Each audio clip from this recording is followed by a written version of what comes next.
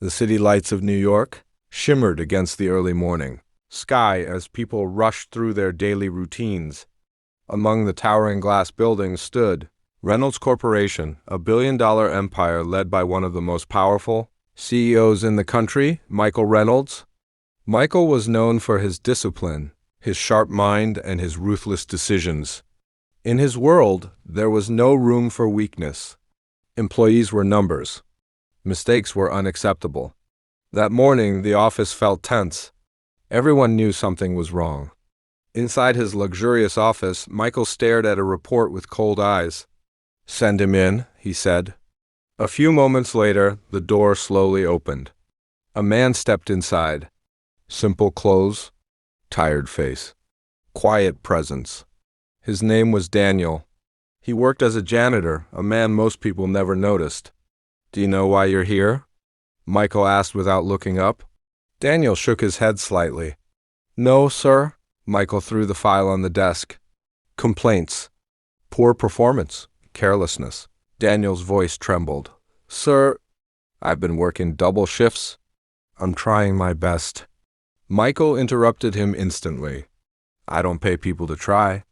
I pay them to perform." Silence filled the room. Then came the decision. "You're fired." Daniel stood still. Those words hit harder than anything. "Sir, please," he said softly. "I really need this job." Michael didn't even look at him.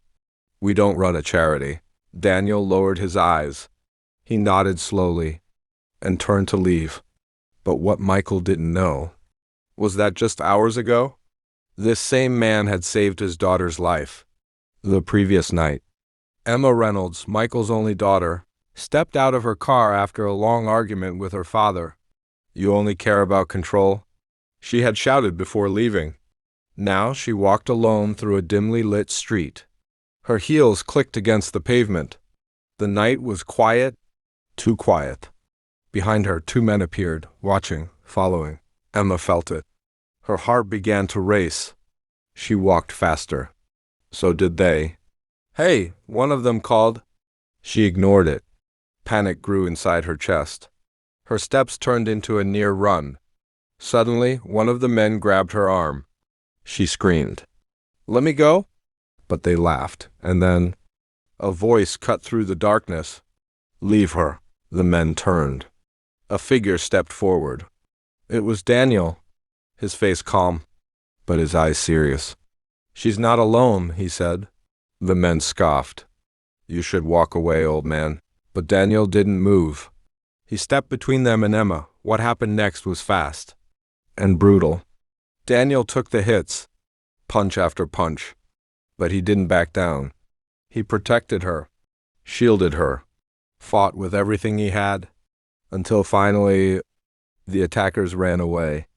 Emma was shaking. Tears filled her eyes. You saved me," she whispered.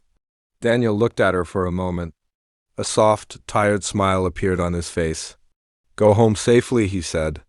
And before she could say anything else, he walked away into the darkness, back in the present. Daniel reached the office door, one step away from losing everything. And then, "Dad, wait." The door burst open. Emma rushed in, breathing heavily. Her eyes locked onto Daniel. "It's him," she said. Michael frowned. "Emma, what are you talking about?" She pointed at Daniel. "This man, he saved my life last night." Silence, complete silence. Michael slowly turned toward Daniel. For the first time, he really saw him, not as a janitor, not as a worker, but as a man who had risked everything for his daughter. Michael's voice softened. "You saved her?" Daniel simply nodded. "I just did what anyone should do." But Michael knew. Not everyone would. Something inside him changed. For the first time in years, he felt something he couldn't control: guilt, respect, and humility.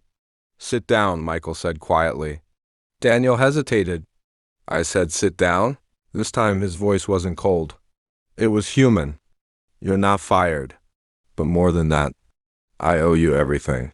Days passed. Michael wasn't the same man anymore. He started noticing people, listening, understanding, and Daniel was no longer invisible. One evening, Michael sat alone in his office.